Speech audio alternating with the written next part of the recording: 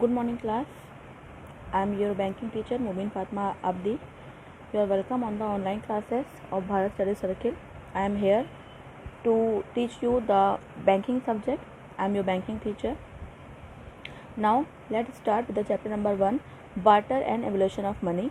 And let's start direct from the long answer type question. Here is the first question. Define barter and discuss the inconvenience of the barter system. Barter system क्या होता है और barter system की inconvenience के बारे में बताइए. Barter system क्या होता है और बार्टर सिस्टम में आने वाली दिक्कतें क्या होती हैं. Barter system, the direct exchange of goods is called barter system. Following are the some definitions of barter system. कहने का मतलब है कि जब डायरेक्ट एक्सचेंज होता है, कि जब गुड्स का डायरेक्ट एक व्यक्ति के दूसरे व्यक्ति से डायरेक्ट गुड्स का एक्सचेंज करता है, उसको बार्टर सिस्टम कहते हैं. यहाँ पे कुछ डेफिनेशन दी गई हैं. Direct exchange of one commodity for another is terms and barter. यानी कि जब डायरेक्ट गुड्स एक्सचेंज करे जाते हैं, गुड्स के बदले गुड्स एक्सचेंज करे जाते हैं, उसको बार्टर सिस्टम कहते हैं. जब कमोडिटी के बदले कमोडिटी, गुड्स के बदले गुड्स को एक्सचेंज किया जाता है, उसको बार्टर सिस्टम कहा जाता है. According to Chandler, the direct exchange of the economic goods for one another is called barter. यानी कि जब इकोनॉमिक गुड्स का डायरेक्टली एक्सचेंज होता है एक के बदले एक, तो उसको बार्टर सिस्टम कहते हैं. In short we can say that, यानी कि जब हम आखिरी में शॉर्ट में कह सकते हैं कि जब दो पार्टीज आपस में गुड्स के बदले गुड्स एक्सचेंज करती हैं फॉर देयर रिक्वायरमेंट, अपनी नीड्स को, अपने रिक्वायरमेंट्स को फुलफिल करने के लिए, उसको हम बार्टर सिस्टम कहते हैं. यहाँ पे बार्टर सिस्टम में कुछ डिमेरिट्स आपको बताई जा रही हैं. पहली है lack of double coincidence of bonds, यानी कि एक ही जैसी दो पार्टीज़ को ढूंढना बहुत मुश्किल हो जाता है. The most troublesome feature of trade carried on by barter system, यानी कि बहुत ही दिक्कत भरी जो एक दिक्कत आती है बार्टर सिस्टम में, वो होती है there must be always be a double coincidence of bond between buyers and seller. यानी कि जब किसी एक पार्टी के पास वही चीज़ हो जो सामने वाले को चाहिए हो, या सामने वाले पास जो हो वो हमको चाहिए हो, तो ऐसी पार्टी को सर्च करने में, ढूंढने में दिक्कत होती है. फिर आपका आता है difficulty of division of sub division of goods. Lack of divisibility of the certain goods is yet another inconvenience of the barter system. यानी कि गुड्स को डिवाइड करना ये भी एक अनदर इनकन्वीनियंस है बार्टर सिस्टम की. The barter system form of exchange take place only when it is possible to divide and sub divide goods quite conveniently as per the requirement. यानी कि goods का barter system तभी possible हो पाता है जब वहाँ पर गुड्स को डिवाइड करने की जो क्षमता हो वो वहाँ पे मौजूद हो. और लेकिन बार्टर सिस्टम में जो गुड्स को डिवाइड करने की और सब डिवाइड करने की जो प्रॉब्लम होती है वो क्लियर होकर नहीं आती है. वहाँ पे गुड्स को डिवाइड करना पॉसिबल नहीं हो पाता है, क्योंकि उस टाइम पे पैसा नहीं था, कोई भी मनी आपके सर्कुलेशन में नहीं चलती थी, और लोग अंदाजे से एक अंदाज़ा लगा के गुड्स को एक्सचेंज करते थे. तो उस टाइम पे गुड्स को डिवाइड करना काफ़ी दिक्कत होती थी. फिर आपका आता है lack of common measure of the value, यानी कि चीज़ों का मेजरमेंट बहुत पॉसिबल नहीं हो पाता था. 1 kg, लीटर, मीटर ऐसे कोई भी करके चीज़ों का मेजरमेंट करना पॉसिबल नहीं होता था. तो बार्टर सिस्टम में ये बहुत बड़ी दिक्कत आती थी. तो यहाँ पे आपको हेडिंग बताई जा रही है. डिफ़िकल्टी इज स्टोरिंग वेल्थ और लैक, यानी कि यहाँ पे गुड्स को स्टोर करना दिक्कत होता था और गुड्स को ट्रांसफ़र करने में प्रॉब्लम आती थी. एक जगह से दूसरी जगह ट्रांसफ़र नहीं कर सकते तो क्योंकि पैसा नहीं होता था. और डिफर्ड पेमेंट करने में प्रॉब्लम आती थी. Now let's move on the next question. Discuss the merits and demerits of the barter system. Barter system की मेरिट्स और डिमेरिट्स के बारे में बताइए. यहाँ पे मेरिट्स यानी कि फ़ायदे बताए जा रहे हैं. Simplicity. Barter system is a simple process exchange by which goods are exchange for good. यानी कि बार्टर सिस्टम बहुत ईजी सिस्टम होता है, सिंपल सिस्टम होता है, आसानी से इसको समझा जा सकता है. इसलिए गुड्स के बदले गुड्स से एक्सचेंज करना होता है तो उसको समझने में काफ़ी कोई भी दिक्कत क्रिएट नहीं होती है. फिर आपका आता है decentralisation of wealth. Barter system can be taken as an effective measure to check the concentration of wealth in the hands of the section of the community.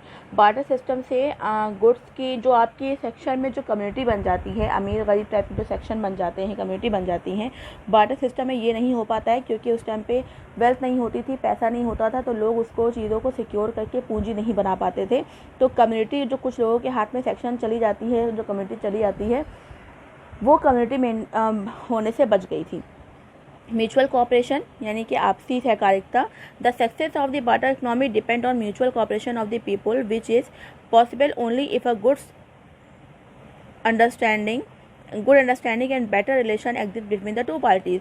Barter system आपका तभी पॉसिबल है जब एक पार्टी का दूसरे party के साथ एक अच्छा रिलेशनशिप मेंटेन हो, गुड अंडरस्टैंडिंग हो, तभी आपका एक म्यूचुअल कॉपरेशन हो, तभी बार्टर सिस्टम पॉसिबल है। क्योंकि जब अच्छे टर्म्स होते हैं, एक harmony relationship between the members होता है, तब क्या होता है कि आसानी से गुड्स को ट्रांसफ़र किया जा सकता है और आपसी में जो अच्छे रिलेशन मेंटेन होते हैं, तब वहीं पर बार्टर सिस्टम आपको पॉसिबल हो पाता है। जहाँ पे बार्टर सिस्टम जहाँ पे गुड्स आप यहाँ पे अच्छे रिलेशन नहीं है, वहाँ पे आपका बार्टर सिस्टम पॉसिबल नहीं हो पाता है। इसलिए आपस में लोग हंसी खुशी रहते थे, सहकारिता और कोऑपरेशन से रहते थे। फिर आपका आता है यूज़फुल इंटरनेशनल ट्रेड। आपका जो इंटरनेशनल ट्रेड है वहाँ पर ही बार्टर सिस्टम बहुत पॉसिबल है, काफ़ी अच्छा काम करता है, क्योंकि जो देश हमें गुड्स बेचता है वहीं में से हम अपने गुड्स बेचते हैं, तो आपस में गुड्स को मनी के बजाय आपस में गुड्स के बदले गुड्स एक्सचेंज कर लिया जाता है। Minimum risk in exchange. Exchange में रिस्क बहुत कम होता है क्योंकि दोनों पार्टी आमने सामने होती हैं। Harmony among the members. सारे मेंबर्स के बीच में हार्मनी होता है, अच्छा रिलेशन होता है। No problem of over and under production. Goods हमें पता होता है सामने वाले को कितना चाहिए और हमें कितना बेचना है और सामने वाले को कितना खरीदना है, तो हमें पता होता है, तो उसमें ओवर या अंडर प्रोडक्शन की पॉसिबिलिटीज़ काफ़ी कम होती हैं। तो यहाँ पे आपको ये सारी मेरिट्स और फ़ायदे बताए जा रहे हैं बार्टर सिस्टम के, जो कि आई थिंक आपको समझ में आ गया होगा। नेक्स्ट क्वेश्चन बेटा आपका है how many has remove this difficulties. Money ने इन डिफ़िकल्टीज़ को कैसे रिमूव किया था। यहाँ पे आपको बताया जा रहा है कि जब मनी आपका सर्कुलेशन में आ गया था, उस टाइम पे मनी ने बार्टर सिस्टम की डिफ़िकल्टीज़ को कैसे रिमूव किया। मनी ने no need for double coincidence of the bonds, यानी कि मनी की वजह से जो आपका जो double coincidence of the bonds होता था, यानी कि हमें दो पार्टीज़ ढूंढना पड़ती थी, ऐसी पार्टीज़ को ढूंढने में हमें दिक्कत नहीं होती थी मनी की वजह से। हाँ, तो यहाँ पर है no need for double coincidence of bonds, यानी कि हमें एक ऐसी पार्टी को ढूंढने की आवश्यकता नहीं होती थी जिनके पास वही गुड्स हो जो हमको चाहिए होते थे। इसलिए अब हम पैसे को देकर मनी को एक्सचेंज करके आसानी से जो हमें गुड्स चाहिए होती थी अपने रिक्वायरमेंट के अनुसार, अब मनी से वो चीज़ खरीद सकते थे। Money can be use as a standard measure of the value, यानी कि मनी के हिसाब से अपने चीज़ों का मेजरमेंट करना बहुत पॉसिबल हो गया था, क्योंकि ऑल ओवर द वर्ल्ड अब हम आसानी से चीज़ों को खरीद सकते थे, बेच सकते थे उनका मेजरमेंट करके, क्योंकि मनी से मेजरमेंट पॉसिबल हो गया था। Overcoming the problem of the division and sub division, यानी कि जो डिवीजन की प्रॉब्लम थी, यानी कि जो चीज़ों को हम डिवाइड नहीं कर सकते थे। अगर किसी के पास गोट है और सामने वाले के पास गेहूं है, तो गेहूं अगर देता था तो गोट ज़्यादा क्वांटिटी में चली जाती थी, और गोट को अगर काट देते थे तो गोट पेरिशेबल नेचर की होती है, मीट ख़राब हो जाता है। तो ये जो प्रॉब्लम थी गोट का डिवीज़न करने की, ये सॉर्ट आउट हो गई थी with the help of the money. Money जब आपका एवोल्यूशन में आया था, उस टाइम पे आसानी से हम क्वांटिटी के हिसाब से चीज़ों को रिक्वायरमेंट के अकॉर्डिंग खरीद सकते थे। फिर आपका आता है money can be used as a store of the value. Money की वजह से लोगों ने स्टोरिंग करना शुरू कर दिया था, अब अपने पैसे को जोड़ने लगे थे और अपना फ्यूचर मेंटेन करने लगे थे। स्टोरिंग कैपेसिटी फिर बता रहे हैं, लोगों की स्टोरिंग कैपेसिटी बढ़ गई थी, क्योंकि मनी ख़राब नहीं होती थी, सालों साल उसको सेव करके रखो तो वो ख़राब नहीं होता है। और capacity of the value of transfer, barter system में जो चीज़ों को, यानी कि मकान है, बिल्डिंग है, लैंड है, इनको ट्रांसफ़र करने की जो प्रॉब्लम होती थी, बार्टर सिस्टम में मनी की वजह से ये चीज़ रिमूव हुई। अब हम कोई भी चीज़ आसानी से सेल करके किसी और शहर में वो ज़मीन और मकान वगैरह ख़रीद सकते थे। तो ये जो आपकी ट्रांसफ़र की जो प्रॉब्लम थी वो मनी की वजह से रिमूव हो गई थी। Now beta next move on the short answer type question, and the number 1 question is what are the necessary condition for smoothly working of the barter system। Barter system की smoothly working के लिए ऐसी कौन सी condition होती हैं, वो condition बताइए जहाँ पे बार्टर सिस्टम पॉसिबल हो पाए, क्योंकि बार्टर सिस्टम हर जगह पॉसिबल नहीं हो पाता है। पहली है लिमिटेड बॉन्ड्स। जिन लोगों की बॉन्ड्स लिमिटेड होती थी कि उनको जो मिल जाए वो उसी में ही भला अपना समझें और अपनी ज़िंदगी बस सर्वाइवल के लिए गुजारें, ऐसे लोगों की बॉन्ड्स जो जिनकी लिमिटेड होती हैं, उनके लिए बार्टर सिस्टम पॉसिबल है। क्योंकि उनको अगर खाने के लिए गेहूँ मिल जाए तो वो गेहूँ में ही सफिशिएंट होते थे, तो उनको ज़्यादा दिक्कत नहीं होती थी। तो उनकी जिनकी बॉन्ड्स लिमिटेड होती थी वो उनके लिए बार्टर सिस्टम पॉसिबल है।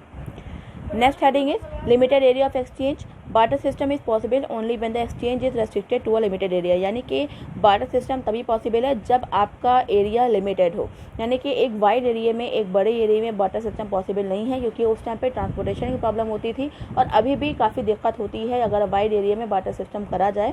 इसलिए बार्टर सिस्टम अगर करना है तो आपको एक लिमिटेड एरिया में ही बार्टर सिस्टम करना पड़ेगा, और वही उसकी मेन कंडीशन होती है। फिर आपका आता है lack of money exchange. Barter system में आपको मनी नहीं मिलेगा, यानी कहने का मतलब है अगर आप चाहते हैं कि आप मनी भी यूज़ करें तो बाटा सिस्टम में मनी का एक्सचेंज नहीं होता है, सिर्फ गुड्स के बदले गुड्स ही एक्सचेंज होता है, इसलिए आपका मनी का एक्सचेंज वहाँ पर नहीं होता है, मनी की आपको कमी मिलती है। Next heading economically backward society, यानी कि बाटा सिस्टम जो है वो सिर्फ और सिर्फ एक बैकवर्ड सोसाइटी जो होती है वहाँ पर ही पॉसिबल है, क्योंकि आपकी जो आगे जो सोसाइटी है यानी कि मॉडर्नेट जो सोसाइटी है वहाँ पे बाटा सिस्टम पॉसिबल नहीं है। Need for double coincidence of the bonds, यानी कि बाटा सिस्टम सिर्फ उन्हीं लोगों को सूट करता है जिनकी bonds double coincidence of bonds यानी कि दो पार्टीज मौजूद हों। Lack of means of transportation, यहाँ पे जहाँ पे ट्रांसपोर्टेशन नहीं होता है, जहाँ पे आने जाने की सुविधा नहीं होती है, बाटा सिस्टम सिर्फ वहीं पर पॉसिबल हो पाता है। ओके स्टूडेंट्स, जो यहाँ पर आपका पहला चैप्टर मनी बैंकिंग का फिनिश होता है। आई होप आप सबको समझ में आ गया होगा, और अगर कोई प्रॉब्लम है तो आप मेरे ऑनलाइन क्लासेस में पता कर लीजिए। Thank you.